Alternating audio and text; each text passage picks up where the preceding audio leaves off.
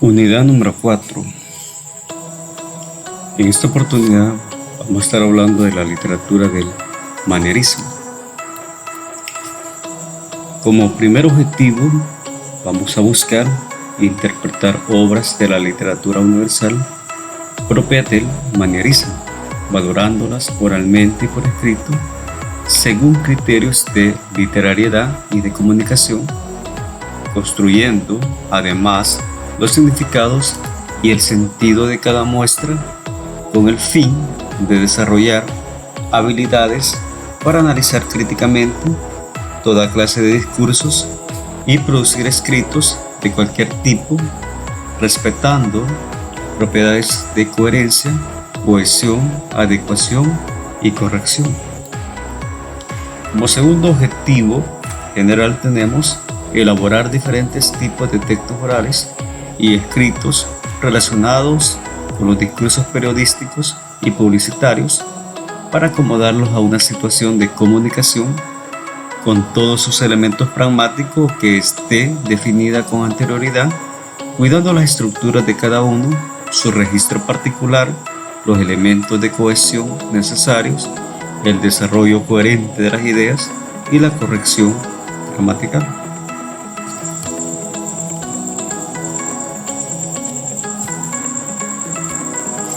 En este caso, la asignatura, siempre cada unidad se divide en 3 bloques.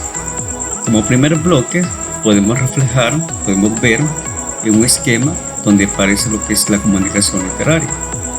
La comunicación literaria desarrolla lo que es el manierismo, en el cual se deberá entender, conocer el origen, las características y los autores de lo que es el manierismo.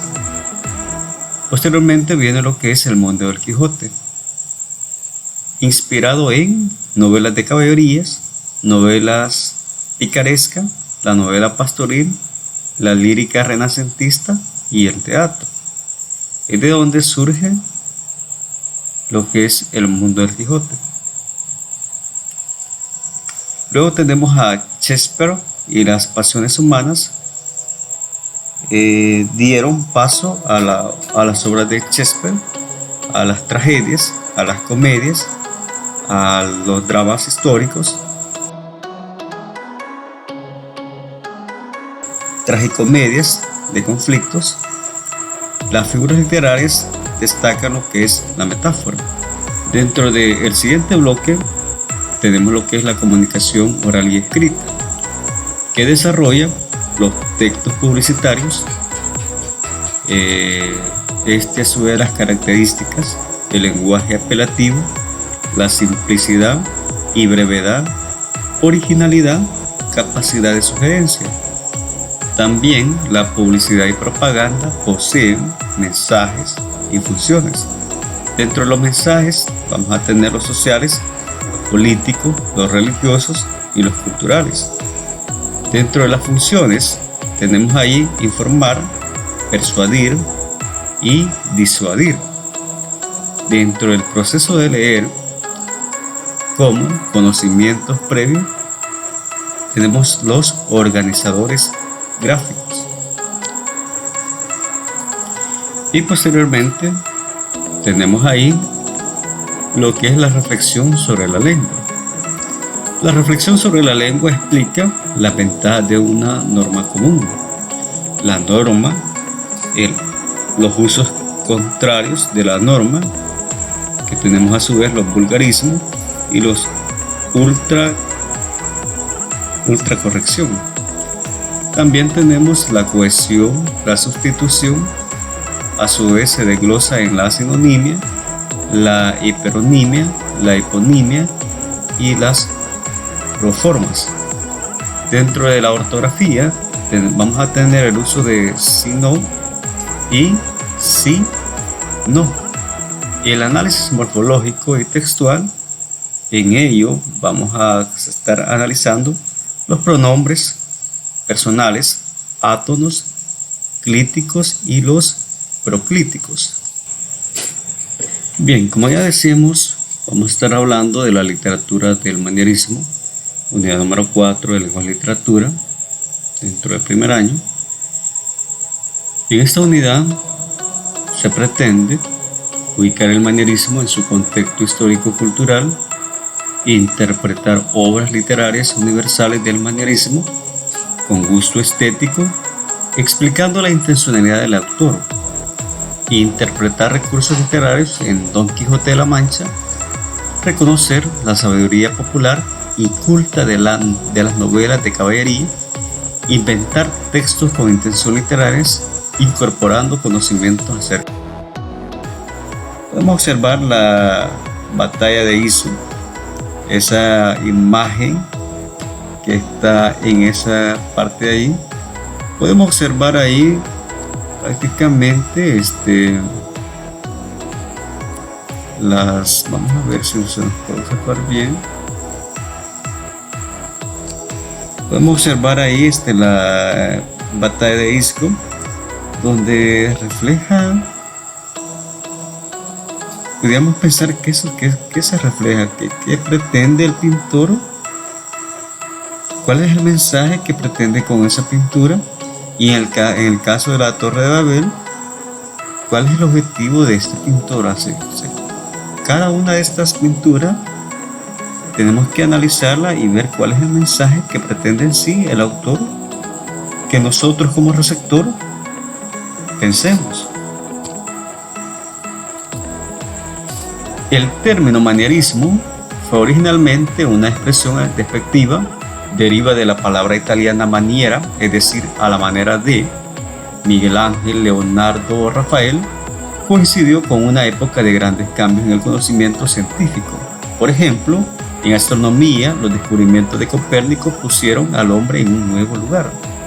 Con la convicción de conocer la naturaleza a través de la razón del Renacimiento se desarrolla la idea de la relatividad de las cosas generadas por la posibilidad del error y el conocimiento denominado giro copernicano. Tenemos ahí a Nicolás Copérnico de 1473 a 1543. Era un astrónomo polaco, fundador de la astronomía moderna. También podemos mencionar que Copérnico fue el creador de la teoría heliocéntrica del sistema solar. Siguiendo con el contexto histórico-cultural del manierismo, algunos historiadores no distinguen el manierismo del barroco, o tratan al primero como un rasgo estilístico del segundo, o como una acentuación preciosista o decadente de él. Sin embargo, según Arnold Hauser, crítico de arte húngaro, es posible establecer una diferencia no solo formal, sino también intelectual entre ambas actitudes. El barroco es una dirección emocional que apela a amplios estratos del público, mientras que el manierismo es un movimiento intelectualista y socialmente exclusivo. Dentro de las características del manierismo podemos mencionar la siguiente: refinanciamiento del estilo como primera característica. 2. Preciosismo intelectual. 3. Voluntad artística intelectiva y abstracta. 4. Confusión entre lo real e irreal. 5. Énfasis en la forma y uso de la metáfora. 6. Exaltación de lo aparente. 7. Lo monstruoso o lo anormal se recubren de un intelectualismo cultista, a veces amanerado y con la tendencia de imponer como norma estética lo informal, lo estrafalario o lo disidente.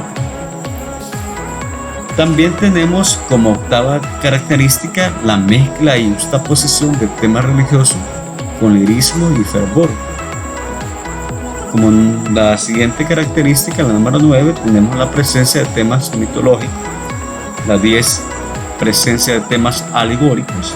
La 11, expresión de la pérdida de confianza de la significación cierta y unívoca de los hechos. Dentro de las obras manieristas de carácter universal, que destacan por su excelencia, vamos a tener a Miguel de Cervantes, el español, que de 1547 a 1616, con su obra célebre Don Quijote de la Mancha, una obra que aún en estos tiempos es todavía objeto de estudio, el aprendizaje que nos da, toda la riqueza literaria que tiene esta obra. Por lo tanto, es válido destacar la importancia que tiene ella y el lenguaje, la pericia con la que ha sido elaborada esta obra por Miguel de Cervantes. Tenemos al siguiente autor, a William Shakespeare, el inglés, de 1564 a 1616, con su obra Hamlet. Los elementos manieristas son característicos de la estructura psíquica y moral de los personajes en ambas obras literarias, tanto en El Quijote de la Mancha como en el Hamlet. Tenemos ahí como número uno las figuras retorcidas, fluctuantes entre fuerzas opuestas. Tenemos ahí en el caso del Quijote de la Mancha el caballero de la triste figura, aspecto desamparado, anacrónico y deplorable del Quijote y su escudero. La dicotomía, lo heroico contra lo perverso, lo sublime contra lo grotesco, lo ideal y lo real como opuestos irreconciliables, dentro de lo que es el Quijote de la Mancha. Y dentro de lo que es Hamlet tenemos el príncipe ambiguo, el héroe melancólico y racionalista de la lucha. No sabe si vengarse o perdonar, si huir o permanecer. También tenemos la polaridad entre lo que hace y lo que desea ser o no ser. Esa es la cuestión en este caso. También tenemos la fusión de los elementos realistas y fantásticos. Como número 2 tenemos la postura decadente frente a la realidad. En el caso del Quijote de la Mancha, el trastorno de Alonso Quijano provocado por los libros de caballería, las fallidas aventuras del caballero andante, exacerbación del individualismo, individuo en total desamparo, ausencia de Dios, es él quien tiene que construir su destino. En el caso de Hamlet, la fingida locura de Hamlet para vengar la muerte de su padre, ambiente de intriga y mentira, la riqueza y el poder son fuentes de corrupción y deshumanización. Su mayor deseo es la muerte o un largo sueño que elimine su tortura frente a la realidad. Los elementos manieristas son característicos de la estructura psíquica y moral de los personajes en ambas obras literarias. A manera de una actividad de análisis, para que se elabore, podemos considerar lo siguiente. Podemos leer un monólogo de la obra de Hamlet. Podemos seleccionar un fragmento de esta obra célebre y podemos explicar por escrito qué expresa el personaje. Identifica y anota las características manieristas en el texto y después podemos compartir esas respuestas sobre los puntos de vista con los demás compañeros. Dentro de las obras manieristas se exploran la forma y se apoyan abundantes recursos literarios. Dentro de los recursos literarios tenemos una gran cantidad de recursos que se apoyan a estas obras. Para empezar, vamos a mencionar lo que es la antítesis. Tenemos la definición de lo que es la negación de una tesis, la metáfora, una comparación implícita, la ironía, lo contrario de lo que se dice, gradación, colocación de elementos en forma ascendente o descendente desde el punto de vista semántico. La paradoja, que es la división, mezcla y contradicción. El oxímoron une dos conceptos opuestos, generando un tercero. El hipérbaton, que es alteración del orden sintáctico. El símil, que es la comparación explícita. Eufemismo, que es la expresión aceptable que sustituye a otra considerada vulgar u ofensiva. El polisíndeton, uso excesivo de conjunciones. Atenuación, decir menos para decir más. Selma, uso de una sola palabra para referir a más del conjunto de oraciones. También tenemos la repetición, que es la reiteración de palabras o recursos expresivos, enumeración, suma o acumulación de elementos, la derivación, forma de palabras a partir de una misma raíz. La comparación puede ser símil, un símil explícito o una metáfora implícita, la frase o una idea.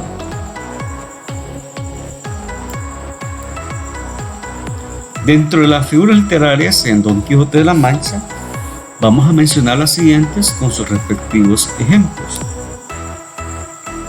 Podemos analizar de la siguiente manera. La primera figura literaria que podemos plantear ahí es la antítesis. Cuerdo, loco, sosiego, cólera, gobierno, vuelta a casa, venta castillo, cortesanas princesa, rebaño ejército, molinos de viento gigantes. Podemos mencionar la antítesis que hay allí, podemos analizar la contradicción que, por ejemplo, donde dice cuerdo es el uso de razón y loco es cuando de alguna manera hay una distorsión en el pensamiento. Lógicamente son palabras opuestas, por lo tanto podemos de esa manera estar analizando la antítesis de ello. Ahora vamos con la metáfora. La metáfora en este caso dice: habéisme de prometer de que con ninguna pregunta ni otra cosa no interrumperéis el hilo de mi tristeza histórica.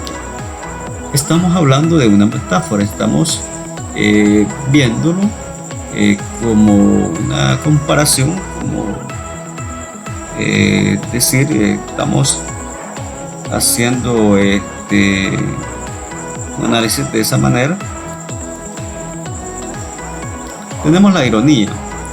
El ejemplo de ironía tenemos la pequeña aldea. El Toboso se le denomina una vez ciudad y otra vez el Gran Toboso. La fosa que se usa como involuntario establo para el rucio es su posada a los ladrones que roban son aquella buena gente. Es como dice, primero se le puede mencionar una pequeña cosa y después se le puede mencionar en el caso digamos, la ciudad y la aldea son, digamos, contradictorios, por lo tanto se le puede considerar algo irónico. Tenemos el siguiente ejemplo, que es lo que es la gradación. En el caso de la gradación tenemos dos ejemplos, que la importancia está, dice, en que sin verla lo habéis de creer, confesar, afirmar, jurar y defender. Hay un orden en esa parte. En el siguiente ejemplo tenemos: no he dicho bien, fue uno, fue el solo, el primero, el único, el Señor de todos. Hay un orden en ese caso de esa figura que ahí se menciona.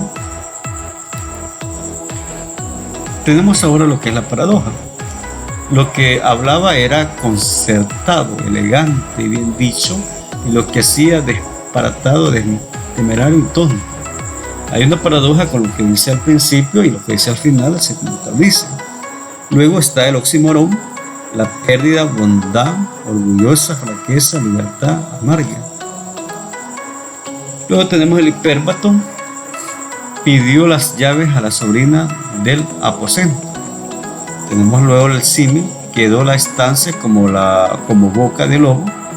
Recordemos, jóvenes, que la palabra como es la que hace en este caso la comparación entre una cosa y la otra.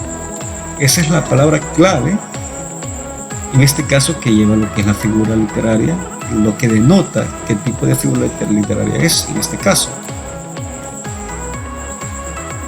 Tenemos a continuación lo que es el eufemismo. El eufemismo huele y no precisamente a ámbar. Luego tenemos ahí el polisíndeto.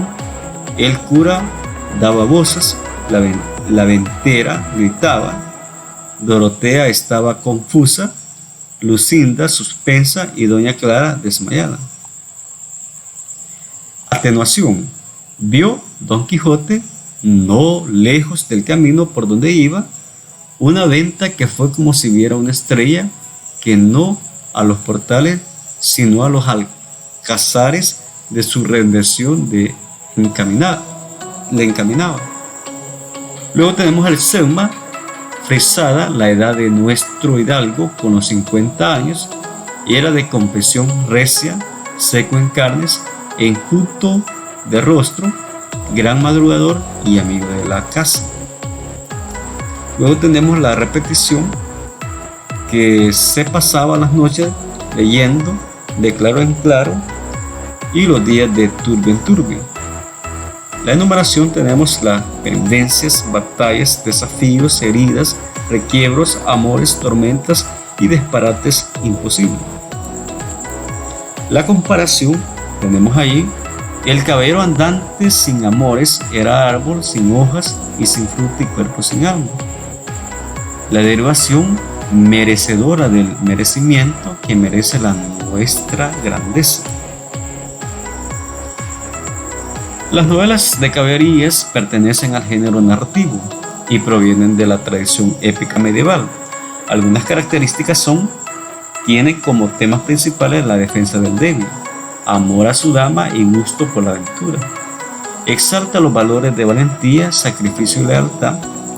El héroe de la novela de caballería es más refinado, aventurero e individualista que el de la épica medieval. El héroe no evoluciona en la novela, permanece inalterable, o sea, se mantiene como héroe. Las novelas de caballerías más importantes son Amadís de Gaula, Palmerín de Oliva. Don Quijote de la Mancha nace como una parodia de las novelas de caballería. Así, en el capítulo 4 de la primera parte del donoso y grande escrutinio que el cura y el barbero hicieron en la librería de nuestro ingenioso hidalgo, se brinda un catálogo comentado de los principales libros de caballería, como cuando el cura pretende salvar del fuego, en el caso de Amadís de Gaula, al igual que con la novela pastoril La Diana del español Jorge Montemayor de 1520-1561. El siguiente fragmento de Don Quijote de la Mancha ilustra algunas razones que Miguel de Cervantes, a través de sus personajes, atribuye a la novela de caballería de Amadís de Gaula por sobre las otras producciones literarias de ese género.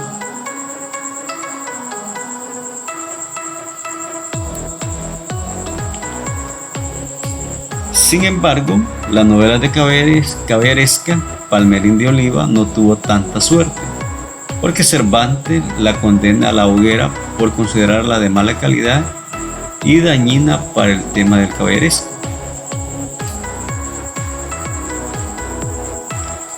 Bien, las novelas de caballería influyeron en la sabiduría de Don Quijote y Sancho. Alonso Quijano, que Don Quijote, sentía una verdadera pasión por las novelas de caballería, tanto así que llegó a perder la cordura por su lectura. Estas novelas le permitieron gran conocimiento histórico, aunque por su origen noble se reflejaba en su sabiduría y vocabulario, complejo e incomprensible para la gente común, que lo consideraban delirante. Sancho Panza representa la cultura popular, su sabiduría que basa en la experiencia del día a día, en lo que ve a su alrededor, lo que escucha, lo que intuye y a veces hasta lo que no sabe. Se expresa utilizando refranes populares que provocan escenas cómicas, contrastes entre él como escudero y su señor caballero. Nos dice, para cerrar ya la presentación de esta unidad número 4, nos orientas a que creamos un texto que cumpla con las características de una novela de caballería, para lo cual tendríamos que hacer lo siguiente: caracterizar al héroe y al antihéroe. Recuerda que pueden encontrarse en una situación, un evento histórico o un personaje constante o contrastante. Define la trama, toma en cuenta los temas y valores predilectos de este género y el ambiente donde se moverá el héroe, contrario a sus ideales. Escribe el borrador de tu relato, revisa la ortografía y redacción, mejóralo si es necesario, pasa en limpio tu relato e ilústralo, trabaja en una página aparte, compártelo con tus compañeros y compañeras, si fuera el caso. Bien, de esta manera hemos ya cerrado lo que es la explicación, la introducción de la unidad número 4, una manera general de abordar esta unidad. Recordemos que todos los trabajos de composiciones debemos de aplicarlos según la producción literaria, que es la planificación, elaboración del borrador, revisión y corrección, reescritura y por último lo que es la publicación. Aplicando esos pasos deberíamos de tener una composición bastante aceptable.